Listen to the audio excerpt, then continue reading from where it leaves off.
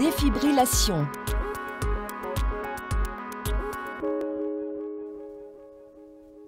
Avant utilisation, assurez-vous que le défibrillateur R-Series est prêt à l'emploi, en vérifiant que la coche verte s'affiche sur le panneau avant. Si une croix rouge s'affiche, une personne doit tenter d'administrer le traitement, tandis qu'une autre court chercher un défibrillateur avec une coche verte.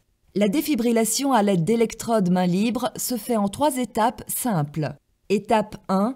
Placez le sélecteur de mode sur Défib. Pour les patients adultes, le niveau d'énergie de défibrillation par défaut du R-Series de Zoll avec l'onde biphasique rectiligne est de 120, 150, 200 joules. Les intervenants en soins avancés peuvent changer le réglage d'énergie en appuyant sur les boutons fléchés haut ou bas, sélection d'énergie. Pour les patients enfants, le niveau d'énergie de défibrillation par défaut est de 50, 70, 85 joules. Étape 2. Les intervenants en premier soin de réanimation appuient sur Analyse et suivent les messages vocaux et les instructions à l'écran. Les intervenants en soins avancés appuient sur Charge.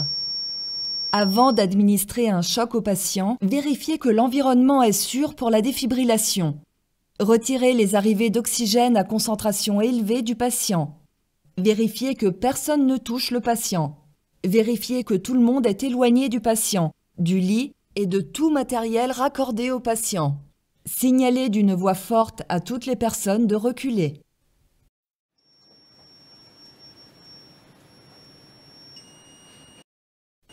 Reculez.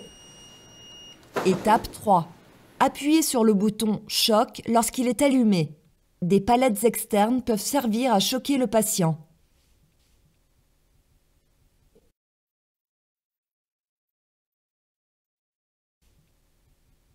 Les poignées internes autoclavables de Zoll permettent une défibrillation du cœur lors d'interventions à cœur ouvert. Si ces poignées internes sont utilisées, le défibrillateur R-Series ne peut fonctionner qu'en mode manuel, même si l'unité prend en charge le mode conseil. Étape 1. Placez le sélecteur de mode sur Défib. Vérifiez que l'ensemble de poignées internes dotées d'électrodes internes raccordées est raccordé au défibrillateur. Étape 2. Sélectionnez l'énergie en appuyant sur les boutons fléchés haut ou bas, sélection d'énergie. Étape 3. Appuyez sur le bouton « Charge » sur le panneau avant du défibrillateur pour charger l'unité au niveau d'énergie sélectionné. Le niveau maximum est limité à 50 joules. Étape 4. Placez les électrodes internes correctement sur le cœur du patient. Avant d'administrer un choc au patient, vérifiez que l'environnement est sûr pour la défibrillation. Étape 5.